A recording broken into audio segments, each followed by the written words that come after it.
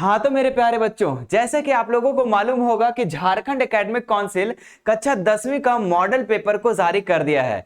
और हम आज इस वीडियो में आप लोगों को इस मॉडल पेपर का, साइंस विषय का, विज्ञान का आज हम पूरा का पूरा फुल सॉल्यूशन कराने वाले हैं, फुल एक्सप्लेनेशन के साथ। तो इस वीडियो को पूरा अंत तक देखिएगा। आप लोगों को मैं बता दूं कि आपके एग्जाम के लिए ये मॉडल प्रश्न पत्र बहुत ही ज्यादा इंपॉर्टेंट होता है। क्यों होता है? क्योंकि इसी मॉडल प्रश्न पत्र से, है ना, इसी मॉडल पेपर से, इसी पैटर्न पे आप लोगों का एग्जाम में प्रश्न को पूछा जाएगा। तो आइए देखते हैं, इसमें जो भी हम आप लोग को सॉल्यूशन कराएंगे पूरे अच्छे से याद कर लीजिएगा और साथ ही साथ पूरी इस वीडियो को अंत तक देखिएगा। और चैनल पर अगर फर्स्ट बार आए तो चैनल को सब्सक्राइब जरूर कर लीजिएगा, क्योंकि सारे के सारे विषय का सॉल्यूशन आपको इसी यूट्यूब चैनल मिशन 2 पर मिलने वाला है। तो चलिए देखते हैं। सबसे पहले आप लोगों के मन में यह कंफ्यूजन होगा कि एग्जाम पैटर्न किस तरीके से पूछा जाएगा, है ना। उसके बाद हम लोग इसके आगे के क्वेश्चन को सॉल्व करेंगे। देखिए, टोटल जो प्रश्न पूछा जाएगा साइंस में, ये 52 प्रश्न पूछा जाएगा। कितने प्रश्न पूछा जाएगा प्यारे विद्यार्थी जी? ये 52 प्रश्न पूछा जाएगा, जिसमें आपके 30 सवाल जो होंगे ऑब्जेक्टिव सवाल होंगे, है ना। 30 सवाल ऐसे होंगे जिसमें 4-4 ऑप्शन दिया जाएगा, जिसमें एक उसमें आप लोगों को सही उत्तर करना है। तो ये तो बड़े मौज की बात है कि 30 सवाल आपका ऑब्जेक्टिव रहने वाला है। उसके बाद मैं बात करूं बच्चों, तो 31 से लेकर 38 तक टोटल अगर बात करें, ये तो 8 प्रश्न है ना। 8 प्रश्न जो है ये 2-2 नंबर का पूछा जाएगा, लेकिन सिर्फ का सिर्फ आपको बनाना है 6। कितना क्वेश्चन बनाना है? 6 क्वेश्चन बनाना है, जो कि 2-2 नंबर का मिलने वाला है ना। उसके बाद अगर बात करें तो ये 2 नंबर का हो गया। अब यहां पर देखो, 39 से लेकर 46 तक का ऐसा प्रश्न होगा, है ना। 39 से लेकर 46 तक ऐसा प्रश्न होगा प्यारे विद्यार्थी जी, जिसमें टोटल 8 प्रश्न पूछे जाएंगे, जो 3-3 नंबर का होगा, है ना। लेकिन बनाना कितना है? 6 ही प्रश्न को बनाना है आप लोगों को, है ना। कितने प्रश्न पूछे जाए, कितने नंबर के होंगे? तो 3 नंबर के। 8 में से 6 वेठो बनाना है, ठीक है। जो जो आएगा वही बनाना है। और अगर बात करें इसके आगे के प्रश्नों को, 47 से लेकर 52 तक टोटल 6 प्रश्न पूछा जाएगा, 5-5 अंक का, है ना। और उसमें आपको कितना बनाना है? मात्र का मात्र आपको 4 प्रश्न आप लोगों को बनाना है। 5 नंबर मिलेगा एक प्रश्न में, ठीक है। तो इस तरीके से पैटर्न रहने वाला है। टोटल प्रश्न 52, जिसमें 30 ऑब्जेक्टिव, बाकी सब्जेक्टिव। 2-2 नंबर का, 3-3 नंबर का, 5-5 नंबर का, ठीक है। उम्मीद करते हैं कि पैटर्न आप लोग को बहुत ही बढ़िया से समझ में आ गया होगा। अब आइए हम लोग प्रश्नों को सॉल्व करते हैं, किस तरीके से प्रश्न आप लोग को एग्जाम में पूछे जाएंगे। यहां पर पूरा का पूरा क्लियर किया गया है। देखिए, यहां पर आप देख सकते हैं पहला क्वेश्चन, है ना, आपके स्क्रीन पे दिया गया है कि दांत का इनेमल किससे बना होता है। आपके पास 4 ऑप्शन है, इसमें आपको एक सही करना है ना। Calcium hydroxide, calcium oxide, calcium carbonate, calcium hydroxyapatite, है ना। तो जो दांत का इनेमल जो बना होता है प्यारे विद्यार्थी जी, ये बना होता है कैल्शियम हाइड्रोक्सीपटाइट। ये क्या होता है? दांत का सबसे ऊपरी परत होता है, बाहरी परत होता है ना। ये तो इसका राइट उत्तर क्या हो जाएगा? ये ऑप्शन नंबर डी हो जाएगा, ठीक है। यही कैल्शियम हाइड्रोक्सीपटाइट जो है, ये दांतों को मजबूत और चमकदार बनाता है बच्चों, ठीक है। तो ये आपका ऑप्शन नंबर डी इसका बिल्कुल का बिल्कुल राइट उत्तर हो जाएगा। चलिए आगे बढ़ते हैं हम लोग नेक्स्ट सवाल पर, है ना। इंग्लिश वाले जो बच्चे होंगे तो इंग्लिश वाले प्रश्न को भी बढ़िया से देख सकते हैं, है ना। चलिए, क्या लिखा हुआ है? Tooth animal is made up of, किससे बने होते हैं एनिमल, है ना। तो यहां पर आप आंसर डी नंबर कर देंगे तो राइट उत्तर हो जाएगा। आगे बढ़ते हैं, इसका दूसरा नंबर सवाल क्या दिया गया है कि एक विलयन कुचले हुए अंडों के छिलकों के साथ अभिक्रिया करके एक गैस बनाता है, जो चूने के पानी को दूधिया कर देती है, इस विलयन में शामिल है ना। क्या कह रहा है बच्चों? ये प्रश्न कह रहा है कि एक विलयन में कुचले हुए अंडों के छिलके के साथ अभिक्रिया करके एक गैस बनाता है। आप लोगों को पता है कि अंडे के छिलके में क्या होता है ना। क्या होता है प्यारे विद्यार्थी जी? तो कैल्शियम कार्बोनेट होता है, CaCO3 होता है, ठीक है। और ये जब हम अम्ल के साथ अभिक्रिया करवाते हैं, तो इसमें अगर हम देखें तो अम्ल यहां पर HCl है। अगर ये अम्ल के साथ अभिक्रिया करता है तो यहां पर जो बनता है प्यारे विद्यार्थी जी, ये क्या बनता है यहां पर? ये आपका बन जाएगा कार्बन डाइऑक्साइड, CO2। क्या बनेगा? CO2 बनेगा, है ना। और ये कार्बन डाइऑक्साइड जो है, ये चूने के पानी को दूधिया कर देता है, ठीक है। तो यहां पर अगर बात करें, यहां पूछ रहा है कि अंडे के छिलके के साथ अभिक्रिया करके गैस बनाता है, जो चूने के पानी को दूधिया कर देती है, इस विलयन में आपका HCl आपका ये शामिल हो जाएगा। तो ऑप्शन नंबर बी इसका बिल्कुल राइट उत्तर हो जाएगा। अच्छा, कौन मैसेज कर रहा है मैं एक बार देख लेता हूं, है ना। चलो क्लियर है। है ना। तो ये चूने की पानी को दूधिया कर देता है कार्बन डाइऑक्साइड। चलिए नेक्स्ट हम लोग देखते हैं इसका अगला सवाल। हाँ, ये रहा आपका अगला तीसरा नंबर सवाल, है ना। इंग्लिश वाले बच्चे आप लोग भी ध्यान देंगे, सभी प्रश्न इंग्लिश में और हिंदी में दोनों में दिए गए हैं। एक तत्व ऑक्सीजन के साथ अभिक्रिया करके उच्च गलनांक वाला यौगिक बनाता है, ठीक है। यह यौगिक जल में भी घुलनशील होता है, यह तत्व कौन सा है ना। तो कैल्शियम, सिलिकॉन, है ना, कार्बन, लोहा। तो ऑक्सीजन के साथ अभिक्रिया करके उच्च गलनांक वाला यौगिक बनाता है, तो यहां पर कैल्शियम जो हो जाएगा राइट उत्तर हो जाएगा, क्योंकि यही कैल्शियम जो है मेरे प्यारे बच्चों, Ca कैल्शियम जो है ये ऑक्सीजन के साथ अभिक्रिया करके CaO बनाता है, और ये क्या होता है, बिल्कुल उच्च गलनांक वाला होता है। क्या होता है, ये बिल्कुल उच्च गलनांक वाला होता है। तो इसका जो राइट उत्तर हो जाएगा ऑप्शन नंबर ए। क्लियर। चलो, और ये जल में भी घुलनशील होता है ना। कैल्शियम ऑक्साइड जो है ये चूना का सूत्र है बच्चों, ठीक है, और चूना जो है ये जल में भी घुलनशील होता है। चलिए आगे बढ़ते हैं नेक्स्ट सवाल पे।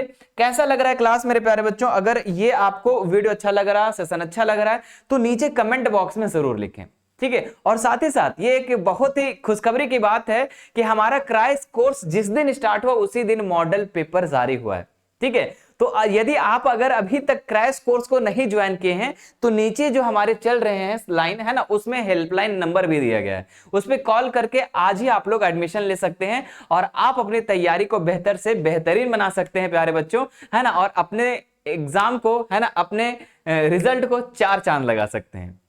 तो चलिए आगे बढ़ते हैं, नेक्स्ट सवाल देखते हैं प्यारे विद्यार्थी जी। हाँ, ये देखिए, मानव पुरुषों में यौवन की आयु क्या है ना। यहां पर पूछ रहा है कि यौवन की आयु क्या है, तो 12 से 14, 14 से 16, 8 से 10 या फिर 10 से 12। तो इसका जो राइट उत्तर हो जाएगा आपका 12 से 14। आप लोगों को क्लास के दौरान हम बता भी चुके थे। चलिए, उम्मीद करते सबको याद भी होगा, तो इसमें हमें ज्यादा समय देने की जरूरत नहीं है। आगे देखो, जब हाइड्रोजन सल्फाइड, है ना, हाइड्रोजन सल्फाइड यानी H2S, है ना, हाइड्रोजन सल्फाइड गैस को कॉपर, है ना, देखो ध्यान से कि हाइड्रोजन सल्फाइड गैस जो कॉपर सल्फेट के नीले घोल से गुजारा जाता है तो अवक्षेप का रंग क्या होता है ना। देखो, हाइड्रोजन सल्फाइड यानी कि H2S, है ना, ये किसके साथ, कॉपर सल्फेट के साथ CuSO4, ये दोनों जब अभिक्रिया करता है प्यारे विद्यार्थी जी, तो यहां पर क्या बन जाता है, कॉपर सल्फाइड बन जाता है ना, कॉपर सल्फाइड बन जाता है, और तनु सल्फ्यूरिक अम्ल, है ना, H2SO4, है ना। तो ये जो कॉपर सल्फाइड है ये काला रंग का होता है। कैसा रंग का होता है, ये जो अवक्षेप तैयार होता है यदि हम हाइड्रोजन सल्फाइड को और कॉपर सल्फेट को हम मिलाते हैं, है ना, अभिक्रिया करवाते, तो कॉपर सल्फाइड बन जाता है जो काला कलर का होता है। किस कलर का होता है, तो काला कलर का होता है। तो ऑप्शन नंबर अगर यहां देख ले हम, तो इसका ऑप्शन नंबर ए बिल्कुल राइट उत्तर हो जाएगा। क्लियर। चलो नेक्स्ट सवाल देखो बच्चा, अगला सवाल क्या दिया गया है। अच्छा, इंग्लिश वाले बच्चे थोड़ा इंग्लिश वाले भी क्वेश्चन में ध्यान से दे सकते हैं, कोई दिक्कत वाली बात नहीं है। निम्नलिखित में कौन सा भौतिक परिवर्तन नहीं है ना। कौन सा जो भौतिक परिवर्तन, देखो दो परिवर्तन होते हैं, एक रासायनिक परिवर्तन, एक भौतिक परिवर्तन, ठीक है। रासायनिक परिवर्तन में ऐसा परिवर्तन जो अगर चेंज हो जाए तो फिर वो पुरानी अवस्था में नहीं आएगा, ठीक है। लेकिन भौतिक परिवर्तन में क्या होता है कि वो फिर पुरानी अवस्था में आ सकता है। जैसे ऐसे समझो कि जल से अगर हम पानी को गर्म करते तो भाप बन जाता है, और भाप को ठंडा करते तो फिर पानी बन जाता है, और फिर और ठंडा करते तो बर्फ बन जाता है, बर्फ से फिर पानी बन जाता है। तो ऐसे देख रहे हो कि सिर्फ उसके अवस्था में चेंजेस हो रहे हैं, लेकिन कोई नया पदार्थ का निर्माण नहीं हो रहा है। तो इसका जो ये आपको समझ में आ गया होगा कि भौतिक परिवर्तन क्या है और रासायनिक परिवर्तन क्या है, ठीक है। तो इसमें देख लेते हैं, चार ऑप्शन दिए गए हैं, तो इसमें से आप लोग बताओ मेरे प्यारे बच्चों। देखो मैं चाहता हूं ना कि आप इसका उत्तर करो, मैं चाहता हूं कि इसका उत्तर आप करो कि इसका उत्तर क्या होने वाला है। अरे भाई ये क्या, क्यों नहीं चल रहा है, ए सर क्या हो गया, हाँ ठीक है, चल ठीक है। तो बताए, आसुत जल का उबलना, है ना, आसुत जल जो होता है अगर उसको हम उबाल देते हैं, यानी बॉइलिंग को अगर हम कर देते हैं, उबाल देते हैं, तो यहां पर क्या होगा, तो ये तो भौतिक परिवर्तन है क्योंकि उस चेंज किया जा सकता है। चीनी में कार्मेलाइजेशन, हाँ ये आपका रासायनिक परिवर्तन, क्योंकि यहां पर एक नए गुण वाले पदार्थ उत्पन्न होते हैं, तो ऑप्शन नंबर 20 का राइट उत्तर होगा। बाकी पानी में नमक का विघटन, है ना, तो ये चीजें नहीं होगी, तो ऑप्शन नंबर 20 का बिल्कुल राइट उत्तर हो जाएगा। आगे बढ़ते हैं। ओहो, हाँ चलिए आगे बढ़ते हैं नेक्स्ट सवाल पर हम लोग। ये देखिए, फूल का मादा प्रजनन भाग होता है। देखो अबर ही हम इसको पढ़ाए थे, है ना, क्या बताए थे कि फूल का मादा प्रजनन भाग होता है, मादा प्रजनन वाला भाग बताए थे, यानी स्त्री केसर के बारे में बताए थे और पुंग केसर के बारे में बताए थे। तो यहां पर मादा प्रजनन भाग के बारे में पूछ रहा है, तो बताओ क्या हो जाएगा इसका राइट उत्तर? वर्तिकार्ग अंडाशय वर्तिका, शैली अंडाशय थैलेमस, या वर्तिकार्ग परागकोष तंतु, या फिर परागकोष तंतु होते हैं। तो यहां पर अगर देखें तो फूल का मादा प्रजनन का जो भाग बताए थे वर्तिकार्ग अंडाशय वर्तिका, है ना। चित्र भी बहुत अच्छे से आप लोगों को मैंने इस तरीके से बताया था, है ना, इस तरीके से मैंने आप लोगों को जब पढ़ाया था तो चित्र बताया था। यहां पर इस तरीके से जो होते हैं, यहां पर, है ना, कैसे बनाओ, ऐसे बना देता हूं, ठीक है। यहां पर क्या होते हैं बच्चों? परागकोष होते हैं, और परागकोष में ही क्या होता है? परागकण होते हैं। इसके नीचे अगर बात करें तो ये तंतु होता है, ठीक है, ये परागकोष। तो ये तो पुंकेसर का भाग है, इधर वाला सब पुंकेसर बताए थे। लेकिन मेरे प्यारे विद्यार्थी जी, ये जो बीच में था, ठीक है, बीच में, इसको वर्तिकार्ग कहते थे, है ना, और इसी के नीचे जो होता था वो हमारा वर्तिका हो जाता था, और यहां पर हो जाता था अंडाशय। तो ये तीनों जो था स्त्री केसर का भाग था। याद है? चित्र को मैं इसी तरीके से ड्रॉ कर देता हूं ताकि आप लोग वो सारी चीज को रिमाइंड कर सके जो मैंने क्लास में बताया था, ठीक है। तो ये ऑप्शन नंबर ए इसका राइट उत्तर हो जाएगा। अगर मैं पूछूं आपसे कि अगर मैं आपसे पूछूं कि परागकोष में क्या होते हैं, तो क्या इसका उत्तर कर पाओगे? तो जल्दी से कमेंट बॉक्स में इसका उत्तर करके बताना कि परागकोष में क्या होते हैं, और परागकोष स्त्री केसर का भाग है या पुंग केसर का भाग है, ठीक है। देखो सिर्फ आंसर करने से मतलब मत रखना, आंसर करने से मतलब रहेगा तो सारा आंसर आपके पहले से जैकबोर्ड ने दे रखा है। आपको समझना है बच्चों, बातों को समझ रहे?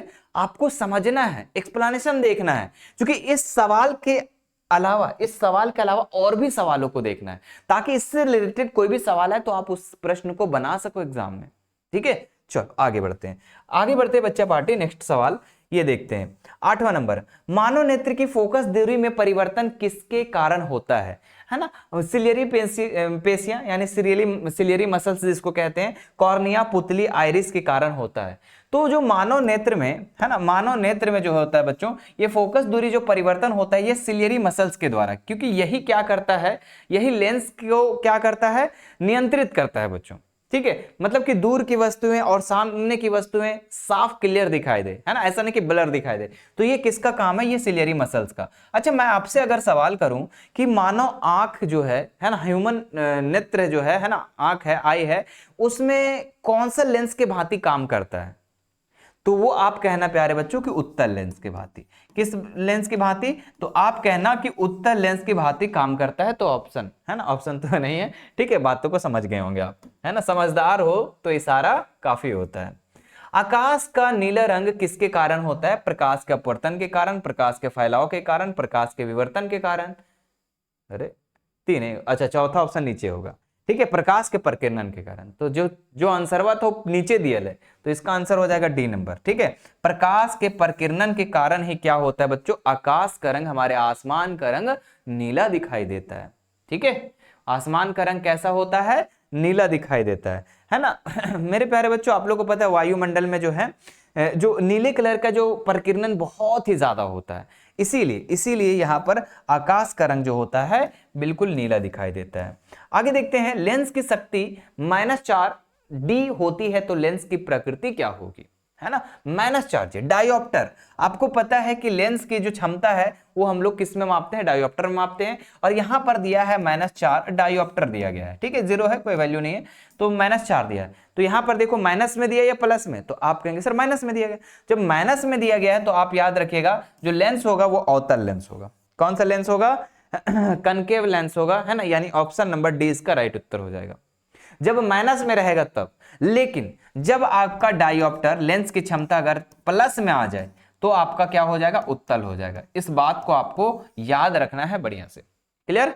चलो आगे बढ़ते हैं नेक्स्ट सवाल पे प्यारे विद्यार्थी जी। हाँ, ये देखो कि मटर में एक शुद्ध लंबे पौधे को एक शुद्ध छोटे पौधे के, है ना, टीटी के साथ संकरनित किया जाता है तो F2 पीढ़ी में शुद्ध लंबे पौधे और शुद्ध छोटे पौधे का अनुपात कितना होगा? तो इसका 1:1 होगा, याद रखना आप लोग, ठीक है, 1:1 होगा, मैंने बताया था। चलो आगे बढ़ते हैं। नेक्स्ट सवाल देखो, अगला सवाल क्या है कि एक वस्तु अवतल दर्पण के सामने 20 सेंटीमीटर की दूरी पर रखी गई है, ठीक है, एक एक क्या कह रहा है बच्चों, एक वस्तु जो है, एक वस्तु अवतल दर्पण के सामने 20 सेंटीमीटर दूरी पर रखी गई। अवतल दर्पण है ना, क्या है, अवतल दर्पण है। तो यहां पर जो दूरी कितना है, 20 है, तो यानी u दे रखा है आपका 20, और 20 u जो होता है बच्चों माइनस में होता है। अवतल में सभी चीजें माइनस में होती है, एफ भी, यू भी, भी, है ना। अच्छा, और क्या दिया गया है, जिसकी फोकस दूरी 25 सेंटीमीटर, यानी f जो है ये दिया गया है 25 सेंटीमीटर, ये भी आपका माइनस में होगा, है ना। अपने हमको आप लोगों को मैंने बताया था कि अवतल दर्पण हो, लेंस हो, तीनों क्या होता है, माइनस में होता है, ऋणात्मक होता है। अब आवर्धन निकालने बोल रहा है, क्या बोल रहा है, आवर्धन। तो इसका आवर्धन क्या होता है, m बराबर फॉर्मूला होता है बच्चों v बटा u होता है। क्या होता है, v बटा u। तो बोले सर v और u तो दिया ही नहीं है, u तो दिया अच्छी बात है, लेकिन v दिया नहीं है, तो v क्या करना होगा, निकालना होगा। कैसे निकालोगे प्यारे विद्यार्थी जी, तो आप निकालना इसमें, आप निकाला दर्पण सूत्र से, है ना। कौन सा सूत्र से, दर्पण सूत्र से। कैसे होगा दर्पण, मिरर, है ना, मिरर से दर्पण सूत्र। तो दर्पण सूत्र जो होता है, यहां होगा ना दर्पण, हाँ ये भी गलत लिख दिए, चलो खैर कोई बात नहीं, है ना, दर्पण ऐसे होगा। चल, दर्पण सूत्र, है ना, दर्पण सूत्र में आपका फॉर्मूला होता है प्यारे विद्यार्थी जी, 1/f बराबर 1/v माइनस 1/u, यही होता है ना, बोले हाँ सर, ठीक है। अच्छा, प्लस होता है, सॉरी प्लस होता है। 1/f कितना दिया गया है, 125 माइनस 25 हो जाएगा। 1/v भी दिया हुआ है, नहीं दिया है तो भी लिख दो, प्लस में लिख दो 1/u, u कितना दिया गया बच्चा, तो u दिया गया है -20, तो यहाँ पर -20 लगा दो, ठीक है। ध्यान देना, है ना, प्यार से देखना, क्योंकि हम तो थोड़ा बड़े बड़े लिख दिए हैं, तो आपको प्यार से देखना होगा। देखो इधर 1/1 माइनस 25 हो जाएगा नीचे, ये देखो ध्यान से देखना कि plus minus minus minus plus minus minus, इधर आएगा तो किस में हो जाएगा, प्लस में हो जाएगा, है ना। तो प्लस लिख दो यहाँ पर 1/20, ठीक है। और बराबर में यहाँ सिर्फ क्या बचा, 1/v बचा। प्यारे विद्यार्थी जी, अगर हम यहाँ देखें 25 और 20 का एलसीएम लेंगे तो हमारा 100 हो जाएगा, ठीक है। आप लोग एलसीएम तो निकालना आता होगा, है ना, 10th में आ गए हो, एग्जाम देने 3 महीने बाद बाबू, ठीक है, तो निकालना आता होगा, है ना।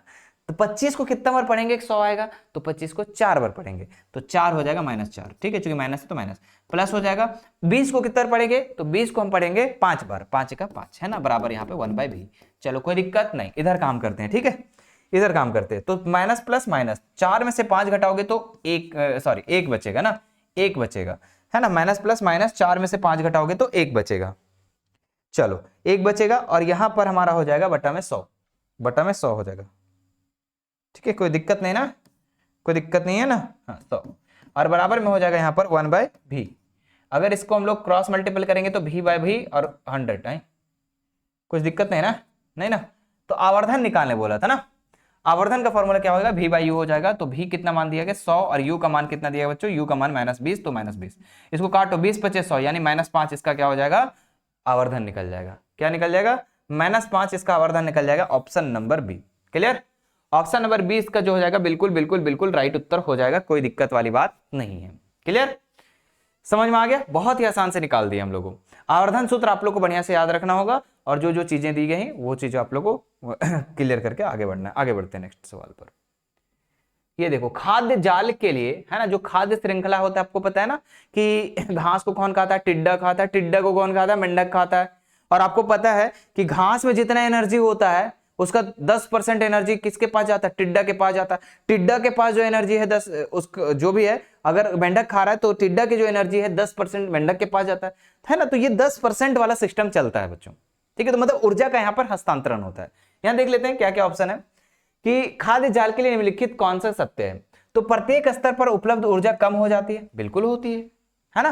प्रत्येक स्तर पर उपलब्ध ऊर्जा क्या हो जाती है, कम हो जाती है। जो ऊर्जा एनर्जी था वो आगे जाके कम हो जाती है। तो ऑप्शन नंबर ए तो सही बात कह रहा है, ए बात जो कह रहा है बिल्कुल सही कह रहा है, ठीक है। बी नंबर ऑप्शन देखते हैं, बी नंबर क्या कहता है, अरे भैया क्यों नहीं हो रहा है, हाँ, ऊर्जा विभिन्न स्तरों से होकर उत्तरोत्तर गति करती है, बिल्कुल गति करती है ना। हमने बोला ना कि घास से टिड्डा में गया, टिड्डा से मेंढक में गया, ऐसे होता है। तो इसमें कौन सा ऑप्शन हो जाएगा, तो दोनों है, तो ऑप्शन नंबर सी हो जाएगा, है ना। ऑप्शन नंबर सी इसका राइट उत्तर हो जाएगा।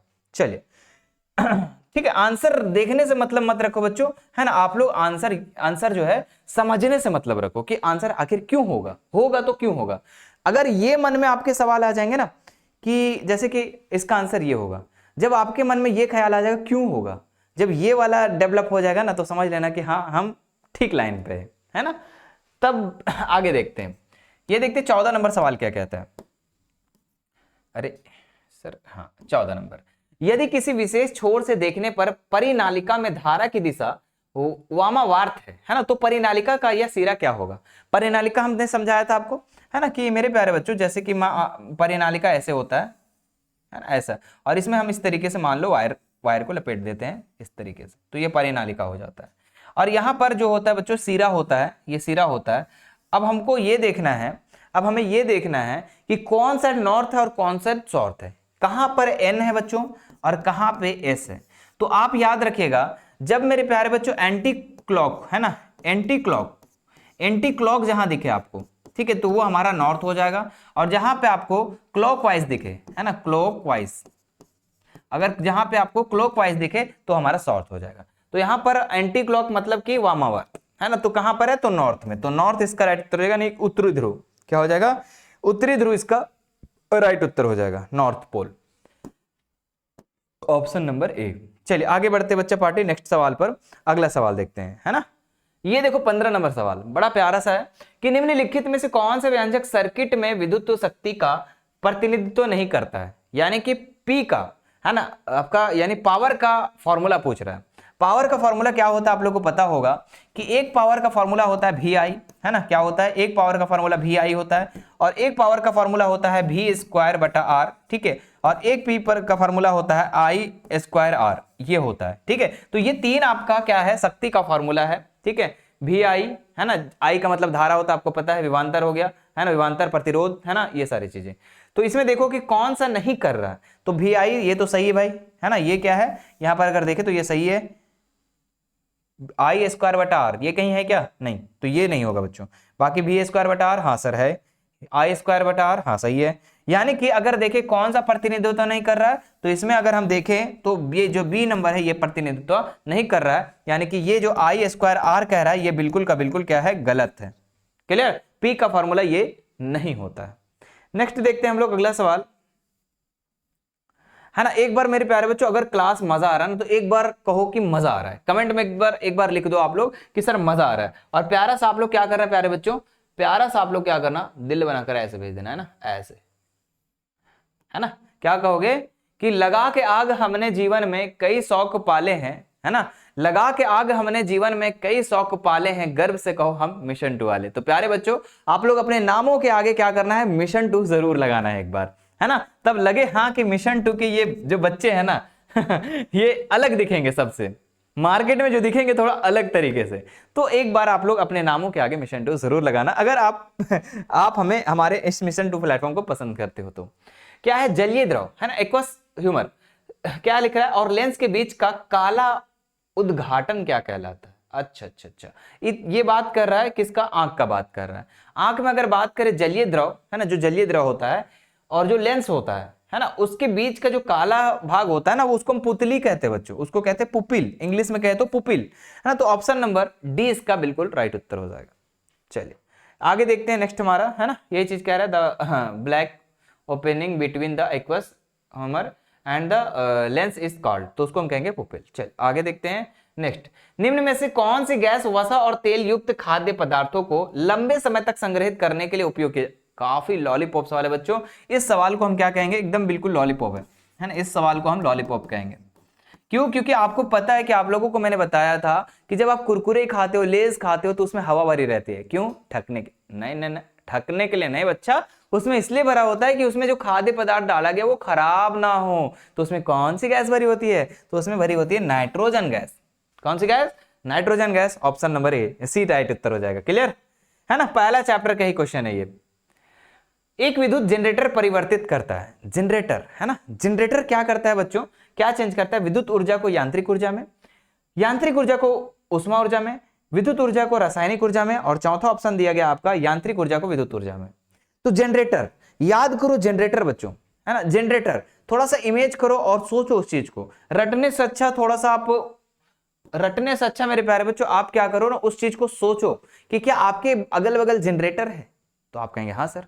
अब जनरेटर में क्या होता है, एक इंजन लगा होता है, इंजन का काम क्या होता है कि उस मोटर को, जो आगे वाले पार्ट को, उसको घुमाना गोल गोल, और जब घूमता है तो उधर क्या होता है, करंट उत्पन्न होता है, यानी विद्युत उत्पन्न होता है। यानी इधर हम घुमा रहे हैं यानी यांत्रिक ऊर्जा, और उधर विद्युत ऊर्जा, यानी मैकेनिकल से हमारा किस में चला जा रहा है, वो हमारा इलेक्ट्रिक में चला जा रहा है।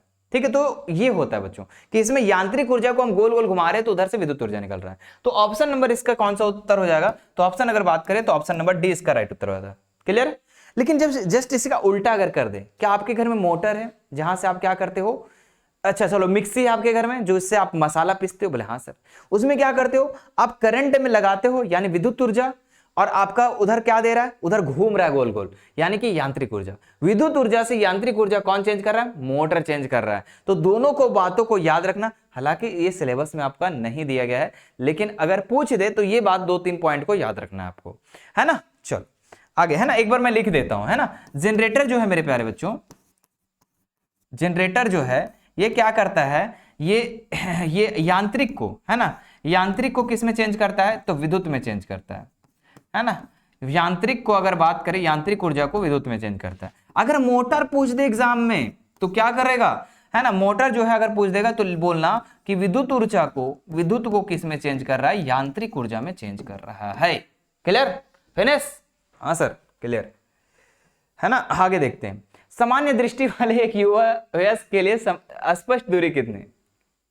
इस सवाल का भी उत्तर करना पड़ेगा मैं, इतना खराब दिन आ गया। चलो ठीक है ठीक है ठीक है, इसका उत्तर हो जाएगा बच्चों 25 सेंटीमीटर, है ना। बच्चे बहुत स्पीड में कर देते 25 मीटर स्पीड में, है ना, कि हाँ सर ने बोला था 25। अरे भाई 25 बोले थे तो 25 सेंटीमीटर मैंने बोला। ठीक है, तो ऑप्शन नंबर 20 का राइट उत्तर हो जाएगा। एक सामान्य दृष्टि वाले युवा वयस्क को, है ना, अगर हम न्यूनतम दूरी या फिर निकट बिंदु अगर पूछे तो हमारा कितना होता है? 25 सेंटीमीटर। और अगर अगर अगर एग्जाम में अधिकतम बिंदु आ जाए बच्चों, ठीक है, एग्जाम में अधिकतम बिंदु आ जाएगा, है ना, अधिकतम बिंदु आ जाएगा तो आप क्या करोगे? उसको मेरे प्यारे बच्चों आप लिख देना अनंत। क्या लिख दोगे? अनंत लिख दोगे। क्लियर? चलिए, उम्मीद करते हैं कि ये भी चीजें आपको क्लियर हो गई होगी। ठीक है, हम क्या करवा रहे हैं बच्चों? आपको 2026 के मॉडल पेपर का सॉल्यूशन करा रहे हैं। और ऐसा नहीं कि ये सिर्फ आपको साइंस को मिलेगा, पूरे के पूरे आपका प्लेलिस्ट बना दिया गया है जहां से आप सभी का मॉडल प्रश्न पत्र का सॉल्यूशन पा सकते हैं। ऐसा नहीं सिर्फ ऑब्जेक्टिव, ऑब्जेक्टिव सब्जेक्टिव सारा चीज। ठीक है, तो प्लेलिस्ट पर जाकर जरूर चेक कर लेना, वहां पे कौन कौन से वीडियो अपलोड है, सारे वीडियो आप लोग को देखने को मिलेगा। चलिए आगे देखते हैं नेक्स्ट हम लोग। हाँ, मानव आंख किसी वस्तु का प्रतिबिंब अपने कहां बनाती है? मतलब क्वेश्चन को देख रहे हो, पलट कैसे रहा। क्वेश्चन पहले कैसे पूछता था कि मानव का आंख का वस्तु का प्रतिबिंब कहां बनता है, बस इसी में थोड़ा सा खाली स्थान लिख दिया कि कहां बनता है। तो भैया रेटिना पर बनता है ना, जिसको हम हिंदी में अगर बात करें, है ना, कहीं कहीं आपको अगर आपका रेटिना नहीं लिखा रहेगा ना तो दृष्टि पटल लिखा रहेगा। क्या लिखा रहेगा? दृष्टि पटल। ठीक है, याद रखिएगा, है ना। तो आप लोग को एग्जामिनर कभी भी घुमा सकता है, रेटिना की जगह में दृष्टि पटल लिख देगा, तो कंफ्यूज मत होना। नेक्स्ट देखो बच्चा, अगला सवाल कि निम्नलिखित में से कौन सा उत्पादक का उदाहरण है? मतलब उत्पादक मतलब सबसे पहला पदार्थ क्या होगा? तो घास। हमने बोला घास, क्योंकि मेरे प्यारे बच्चों ये पहला ही है। घास को कौन खाता है? टिड्डा खाता है। कौन खाता है? टिड्डा खाता है। और टिड्डा को कौन खाता है? मेंढक खाता है। ठीक है, तो अंतिम आपका हो जाएगा यहाँ पर मेंढक, है ना, और यहाँ पर आपका पहला जो हो जाएगा वो घास हो जाएगा, उत्पादक अगर बात करें तो। नेक्स्ट देखते हैं। हाँ, ये पौधे जीवाणु वाला एक क्वेश्चन है ना, कहाँ चला गया ये? अच्छा ये हो गया, ठीक है।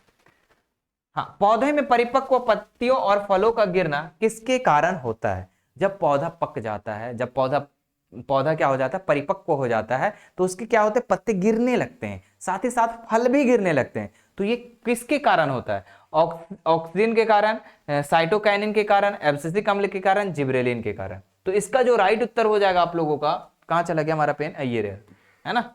इसका जो राइट उत्तर हो जाएगा एब्सिसिक अम्ल के द्वारा, है ना। ऑक्सीजन का काम क्या है? ऑक्सीजन का काम क्या है कि जो पौधे की जो वृद्धि होती है ना, कोशिकाओं में वृद्धि समझ लो, है ना, ये क्या करता है? ये सबसे जो पौधे हैं उसके शीर्ष पे होते हैं। अगर मैं पौधे की बात कर दूं, अगर मैं पौधे इस तरीके से बना दूं, ठीक है, तो सबसे शीर्ष भाग में क्या होते हैं? ऑक्सीजन होते हैं, जो क्या करता है? उस चीज को वृद्धि करता है, कोशिका को। साइटोकाइनिन का काम क्या है? तो ये कोशिका का विभाजन करता है। ठीक है, बाकी तो आप लोगों को सारी चीजें पता होगी। आगे बढ़ते हैं। नेक्स्ट, शरीर का वह भाग जो तंत्रिका तंत्र से भेजे गए निर्देशों की प्रतिक्रिया करता है उसे कहते हैं, तो उसे कहते हैं प्रभावक। क्या कहते हैं उसे? इफेक्टर कहते हैं, है ना, प्रभावक कहते हैं इफेक्टर। यानी ऑप्शन नंबर ए इसका बिल्कुल राइट उत्तर हो जाएगा। ठीक है, अच्छा इसमें एक मैं आपसे सवाल करता हूं कि अगर हमें एक होता है प्रतिवर्ती क्रिया, मुझे बताओ कि प्रतिवर्ती का क्रिया का नियंत्रण कौन करता है? ये कमेंट करके बताओ जल्दी से, फटाफट। सभी लोग बताएंगे कमेंट करके प्रतिवर्ती क्रिया का नियंत्रण कौन करता है? इफेक्टर है ना, इसका राइट उत्तर इफेक्टर हो जाएगा, है ना। A part of the body which respond to the instruction sent from nervous system is, है ना। ये आगे देखो, कौन सा रेफ्रिजरेटर ओजोन परत के क्षरण के लिए जिम्मेदार है? ओजोन परत, आपको आप सुने होंगे हर मार्केट में हर जगह पर कि ओजोन परत छिद्र होते जा रहा है ना। तो ये कैसे, किसके कारण? एफसीएससी के कारण, सीएफसी के कारण, सीसीएफ के कारण या एफसीएफ के कारण? तो आप लोगों ने सुना होगा कि क्लोरोफ्लोरोकार्बन के कारण, है ना। तो सीएफसी के कारण इसका राइट उत्तर हो जाएगा, यानी ऑप्शन नंबर सी बी इसका राइट उत्तर हो जाएगा। आप लोग पता होगा मेरे प्यारे बच्चों कि कौन सा रेफ्रिजरेंट कह रहा है ना, आप लोगों को पता है जो फ्रिज एसी वगैरह चलाते हैं ना, तो उसी से निकलता है ये सीएफसी। और ये क्या कर रहा है? ओजोन परत को क्या कर रहा है? क्षयित कर रहा है, उसको क्या कर रहा है? ये जो ओजोन परत का उसका क्षरण कर रहा है बच्चों। और इसके कारण क्या हो रहा है कि जैसे जैसे ओजोन परत का छिद्र होते जा रहा है, तो जो सूर्य की किरणें हैं, तीखी किरणें, वो हमारे क्या होते हैं? हमारे बॉडी पे पड़ते हैं, और ये इससे त्वचा कैंसर होता है। ठीक है, ये सारी चीजों को आप लोग को एक्स्ट्रा चीजों में याद रखना है। नेक्स्ट देखते हैं अगला सवाल कि निम्नलिखित में से कौन जल के साथ अधिक अभिक्रियाशील है ना। तो सोडियम, मैग्नीशियम, एल्युमिनियम, लोहा। तो अगर मैं बात करूं, इसका जो राइट उत्तर हो जाएगा, कौन सा जल के साथ अभिक्रियाशील ज्यादा है? तो इनमें से अगर ऑप्शन को हम देखें तो सोडियम इसका राइट उत्तर हो जाएगा, क्योंकि सोडियम जो है सबसे अधिक अभिक्रियाशील धातु है ना। इससे पहले तो आपको पता है कि पोटेशियम होता है ना। इससे पहले जो होता है पोटेशियम होता है, उसके बाद सोडियम होता है। तो पोटेशियम तो दिया नहीं है, तो आपका सोडियम इसका राइट उत्तर हो जाएगा, ऑप्शन नंबर ए, है ना। ये जल के साथ बहुत ही तेजी से विक्रिया करता है, पोटेशियम भी जल के साथ और वायु के साथ, क्योंकि ये सबको खुली वायु में अगर हम छोड़ देना तो आग पकड़ लेगा। क्या पकड़ लेगा? आग पकड़ लेगा। इसीलिए सोडियम को, पोटेशियम को क्या किया जाता है? किरोसिन तेल में डुबो कर रखा जाता है, जिसको मिट्टी तेल कहते हैं, है ना, मिट्टी का तेल, है ना, उसी में इसको रखा जाता है। क्यों? क्योंकि जो किरोसिन का तेल में होता है ना, उसमें वायु नहीं होता है ना, इसी कारण से उसमें रखा जाता है। आप लोग एक प्रश्न बनता है यहां से, एक प्रश्न जो है वेरी वेरी इंपॉर्टेंट होता है, एक तरीके से प्रश्न बनता है कि सोडियम को किरोसिन तेल में डुबोकर क्यों रखा जाता है? ये प्रश्न आपका बनता है, तो उसका उत्तर तो आप लोग याद भी कर लिए होंगे कि सोडियम जो है अधिक अभिक्रियाशील धातु है, क्योंकि वो वायु के संपर्क में जैसे है तो आग पकड़ लेती है, इसीलिए इससे बचने के लिए हम इसको किरोसिन तेल में डुबोकर रखते हैं। बस 2-3 लाइन का आंसर है, लिख दोगे, है ना। चलो आगे देखते हैं नेक्स्ट हम लोग। हाँ, और इसके साथ साथ मेरे प्यारे बच्चों नेक्स्ट देखो क्या कह रहा है, यौगिक CH3 CH2 CHO का नाम क्या है? पूछ रहा है एथेनॉल, एथेनॉल, है ना, प्रोपेनॉल, प्रोपेनल, है ना। देखो वो सारी चीजों को भूल जाओ, है ना, बस आप देखो कि इसमें जो प्रक्रियात्मक समूह लास्ट में देखो मेरे प्यारे बच्चों CHO है। CHO किस समूह का है बच्चों? तो एल्डिहाइड का है। किसका है? एल्डिहाइड का है ना। अगर आप लोग हमसे पढ़े होंगे हमारे बैच के अंदर, है ना, आप लोगों को पता है कि आरएम बैच में इतने अच्छे तरीके से आप लोगों को हर चैप्टर का एक्सप्लेन किया गया है कि बच्चे भूलेंगे नहीं। उसमें आप लोगों को मैंने बताया था CHO के बारे में कि ये एल्डिहाइड के समूह का है, और ये एल्डिहाइड का अगर हम उच्चारण करते हैं तो लास्ट में अल बोलते हैं, है ना, अल अल बोलते हैं। क्या बोलते हैं? अल। तो देख लो यहां पर अल कहां पर है?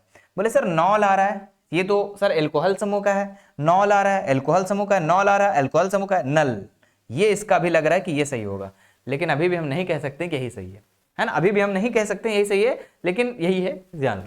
अब देखो इसमें देखो क्या है, CH3 क्या है, CH3 CHO, है ना, CH3 CH2 और CHO, है ना। अगर बात करें प्यारे विद्यार्थी जी, देखो C के ठो है 3 ठो, तो C3, H के है 3 2 5, है ना, 3 2 5 हो जाएगा, 3 2 5 और 1 6, ऐसा भी कर सकते हैं ये, है ना। कैसे करेंगे यहाँ पर हम? अच्छा ऐसा छोड़ो, ठीक है। कितना है? C कितना है बाबू? 2 गो है, 3 गो है ना, 3 गो है। तो 3 देखो, C कार्बन की संख्या 3 है। हमने आपको बताया था कि 1 नंबर पे क्या आता है? मेथ आता है, 2 नंबर पे आता है एथ, और 3 नंबर पे आता है प्रोप। तो क्या हो जाएगा? प्रोपेन। क्या हो जाएगा बच्चों? प्रोपेन हो जाएगा। और हम देखेंगे लास्ट में क्या है, CHO, तो क्या पढ़ेंगे लास्ट में? अल पढ़ेंगे, तो प्रोपेनल। क्या हो जाएगा इसका? प्रोपेनल। बहुत अच्छे से आप लोगों को नामकरण मैंने बताया था बच्चों, प्रोपेनल। तो इसका आपका ये उत्तर हो जाएगा, ठीक है, ये उत्तर हो जाएगा। अच्छा आप लोग को मैं और भी चीजों को बता देता हूं, ताकि आप लोग क्या करो कि इससे भी कोई भी रिलेटेड प्रश्न आए तो आपको छोड़ना नहीं है। देखो बच्चों, किसी के भी लास्ट में अगर OH लगा रहा तो वो हमारा एल्कोहल ग्रुप का होता है। किस ग्रुप का होता है? एल्कोहल ग्रुप का होता है। अगर मेरे प्यारे बच्चों, अगर मैं आपको कहूं, देखो आप लोग क्या करते हो ना, सिर्फ आंसर देखने का प्रयास करते हो कि यही आंसर होगा, यही आंसर होगा, हो गया भाई हो गया, ऐसे नहीं करो। ठीक है, इससे रिलेटेड चीजों का जानो, ये सबसे बड़ा मैटर करता है। क्या लगता है आपका यही सेम प्रश्न आ जाएगा? नहीं नहीं, कुछ कुछ प्रश्न इससे आएंगे, कुछ प्रश्न आपको इससे रिलेटेड आएंगे, कुछ प्रश्न अलग से आएंगे। ठीक है, तो एल्कोहल ये हो गया। अगर किसी के पीछे अगर CHO लगा रहा है मेरे प्यारे बच्चों सिंगल बॉन्ड के साथ, तो ये एल्डिहाइड का होता है। क्या होता है? एल्डिहाइड का होता है। और अगर मेरे प्यारे बच्चों अगर यहाँ पर CO लगा रहा किसी के, है ना, और ये O जो है डबल बॉन्ड के साथ, तो ये हमारा कीटोन समूह का होता है। किस समूह का? याद रखना, कीटोन समूह का होता है। अगर किसी के लास्ट में अगर COOH लगा रहा, तो इसको समझना कार्बोक्सिलिक अम्ल है ना। क्या समझना? कार्बोक्सिलिक अम्ल ये होता है। ठीक है, अब लास्ट में पढ़ने का जो ये होता है उच्चारण, वो भी मैं बता देता हूं। चलो भाई, जब हमने इसको छू दिया तो इससे हम इसको बता ही देंगे। देखो, एल्कोहल का लास्ट में हम लोग पढ़ते हैं ऑल। एल्कोहल के लास्ट में हम लोग पढ़ते प्यारे विद्यार्थी जी ऑल पढ़ते हैं, है ना, ऑल। और अगर एल्डिहाइड है तो हम लोग क्या पढ़ते हैं? अल, है ना, ऑल। और अगर कीटोन है तो हमारे क्या पढ़ते हैं? ओन। क्या पढ़ते हैं? ओन, है ना, ओन। और अगर कार्बोक्सिलिक अम्ल है तो ओइक अम्ल। क्या पढ़ेंगे? ओइक अम्ल। चलो, उम्मीद करते हैं कि ये चीजें आप लोगों को क्लियर हो गया होगा। ठीक है, और रिवीजन भी हो रहा है धीरे धीरे। आगे बढ़ते बच्चा, नेक्स्ट सवाल देखो, अगला सवाल। बस ज्यादा प्रश्न है, हम लोग यहाँ पर आज के सेशन में क्या करेंगे, सिर्फ 30 ऑब्जेक्टिव को करेंगे। और इसके बाद का जो आपका रहेगा, जो प्लेलिस्ट में जाकर आप देख सकते हैं, वहां पर आपका सब्जेक्टिव क्वेश्चन भी क्लियर हो जाएगा। ऐसा नहीं सिर्फ साइंस का, सारे सब्जेक्ट का। प्यारे बच्चों, आप लोगों को तो पता है कि हमारे द्वारा, हमारे इस मिशन 2 प्लेटफॉर्म के द्वारा, है ना, आप लोगों के लिए जो है क्रैश कोर्स लॉन्च किया गया है ना। और जिस दिन ये मॉडल पेपर आया उसी दिन आप लोगों को क्रैश कोर्स का क्लासेस स्टार्ट हुआ है। तो ये बहुत बड़ी बात है। तो आप लोग अगर अभी तक भी एडमिशन नहीं लिए हो क्रैश कोर्स में, तो जल्दी से जाकर के हमारे इस एप्लीकेशन को डाउनलोड कर लो। एप्लीकेशन का नाम जो है मिशन 2 वाले सर, जो कि हमारे नीचे चल भी रहा होगा, झारखंड बोर्ड के लिए स्पेशल है ना, कि जो बच्चे अभी तक कुछ भी नहीं पढ़े हैं, या फिर समझ लो कि तैयारी कर रहे हैं, या फिर तैयारी में लगे हुए हैं, तो अगर आप लोग ऐसे में हो कि आपको 450 प्लस नंबर लाना है, 80% लाना है, 70% लाना है, आपका जो भी लक्ष्य है वो आपका पूरा होने वाला है सिर्फ का सिर्फ आपका क्रैश कोर्स में। मात्र आप 2-3 महीने पढ़ करके आप बहुत बढ़िया से बढ़िया नंबर ला सकते हो, ठीक उसी तरह जैसे पिछले बार बच्चे यहां से टॉप किए हैं, है ना। पिछले वाले टॉपर्स को तो आप लोग देखे भी होंगे हमारे शॉर्ट्स वीडियो में, है ना, तो जाकर भी देख सकते हैं, अभी भी जाके विजिट कर सकते हैं, कोई दिक्कत वाली बात नहीं है। और हाँ, क्रैश कोर्स में जल्दी से एडमिशन ले लो, वो आपके लिए बेनिफिट होगा। क्योंकि प्यारे बच्चों ये एक छोटा सा इन्वेस्टमेंट है। ठीक है, ये क्या है, एक तरीके से छोटा सा इन्वेस्टमेंट है, इसको खर्च नहीं मानना है, इन्वेस्टमेंट मानना है, क्योंकि यही आपको बहुत बड़ा एक नंबर दिलाएगा। चलिए खैर आगे बढ़ते हैं, ये सारी चीजों को छोड़ करके, है ना, आप लोग जाकर के एडमिशन ले लो, है ना। हेल्पलाइन नंबर भी दिया गया है, कोई भी दिक्कत है तो आप लोग कॉल वगैरह कर सकते हो। चलिए ये देखो 7 नंबर 27 नंबर कि अभिक्रिया C6H12, है ना, अरे भैया, हाँ हाँ, क्या है कि अभिक्रिया C6H12, है ना, O6, ये तो आपको पता है किसका सूत्र है, ग्लूकोज का सूत्र है ना, ये एक बार सोल्यूशन है। और यहां पर अगर बात करें O2 के साथ जब अभिक्रिया करवाते हैं तो क्या होता है, कार्बन डाइऑक्साइड बनता है और जल का निर्माण होता है और साथ ही साथ ऊर्जा का निर्माण होता है। तो जो जब ऊर्जा का निर्माण होता है बच्चों, तो कह रहा है कौन से अभिक्रिया हो गई, है ना, ऊर्जा उष्मा का निर्माण होता है, तो हम उसको कहते हैं उष्माक्षेपी अभिक्रिया। क्या कहते हैं, उष्माक्षेपी अभिक्रिया, है ना। इसका आप लोग पता होगा कि ऐसी रासायनिक अभिक्रिया जिसमें जिसमें क्या हो, जिसमें मेरे प्यारे बच्चों उत्पाद निर्माण के साथ साथ उष्मा भी मुक्त हो, ऊर्जा भी मुक्त हो, तो उसको हम क्या कहते हैं, उष्माक्षेपी अभिक्रिया कहते हैं। उम्मीद करते हैं ये चीजें क्लियर हो गई होगी। आगे बढ़ते हैं नेक्स्ट सवाल पर, ये बस 2-3 सवाल बचे हुए हैं, है ना। वीडियो कैसा लग रहा है बच्चों, वीडियो अच्छा लग रहा होगा तो आप अपने दोस्तों को, मित्रों को, है ना, आपके जो स्कूल के मित्र होंगे, है ना, ट्यूशन के मित्र होंगे, उधर महिला मित्र भी होगी, है, बताना मत किसी को, लेकिन उसको जरूर बताना, ठीक है। तो शेयर कर दो सबको, ठीक है, सबको क्या कर दो, शेयर कर दो और कह दो कि हाँ सारे के सारे यहाँ पर आप लोगों का मॉडल पेपर का सॉल्यूशन मिल जाएगा, ऑल सब्जेक्ट का, दिक्कत नहीं। चलिए, एक न्यूरॉन किसके भीतर सूचना को ऐसे प्रवाहित किया जाता है ना, एक न्यूरॉन के भीतर सूचना कैसे प्रवाहित किया जाता है, तो डेंड्राइट, है ना। आप लोगों को पता है न्यूरॉन कैसे बनते हैं, ऐसे, है ना, ऐसे बताया था ना हम लोग, यू बना देना ऐसे करके ऐसे करके यू बना देना और ऐसे करके ऐसे बनता है, ठीक है। थोड़ा सा हम बनाने नहीं सक रहे हैं, ठीक है, ऐसे करके बनता है,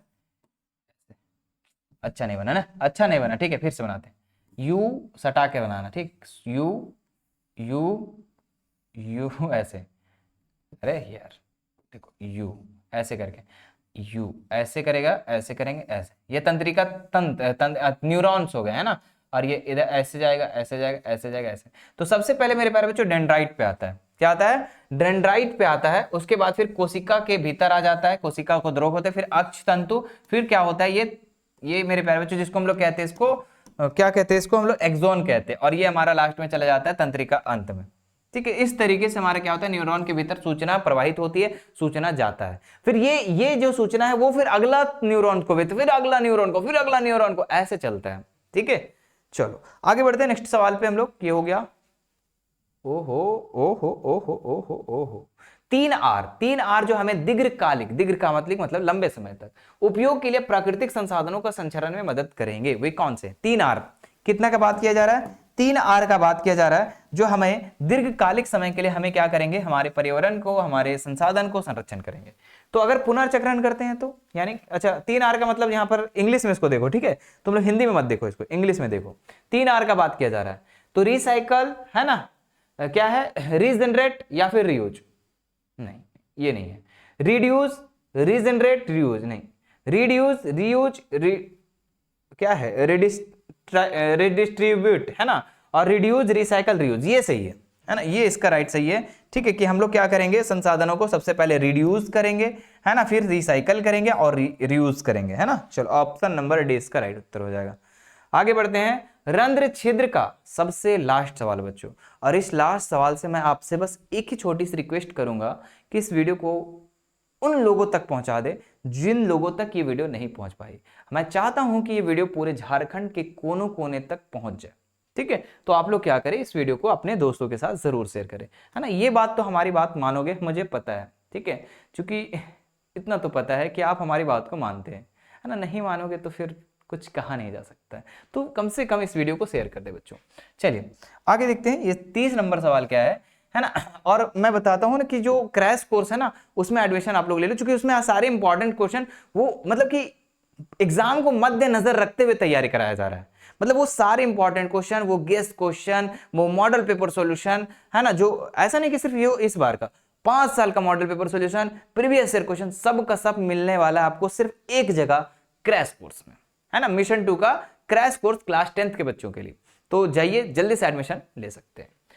रंध्र का खुलना और बंद होना किस पर निर्भर करता है, ऑक्सीजन के कारण, तापमान, द्वार कोशिका, हाँ द्वार कोशिकाओं में जल के कारण बच्चों, है ना। द्वार कोशिका में जब जल भर जाता है तो कोशिका खुल जाता है ना, फूल जाता है। और जब द्वार कोशिका में जब क्या होता है, जल खाली हो जाता है तो सिकुड़ जाता है, क्या होता है, सिकुड़ जाता है। तो ऑप्शन नंबर जो हो जाएगा इसका सी, इसका राइट उत्तर हो जाएगा। तो इस तरीके से हमारा 30 सवाल हो जाता है खत्म, और आगे के सवालों को हम लोग करने के लिए क्या करेंगे, अगली वीडियो का इंतजार करेंगे। अगली वीडियो को अपलोड हो चुका है, आप जाकर हमारे प्लेलिस्ट में जाकर देख सकते हैं, सारा का सारा सॉल्यूशन वहीं पर एक ही जगह में मिल जाएगा। ठीक है, चलिए बाय बाय, टेक केयर, फिर मिलेंगे नेक्स्ट क्लास।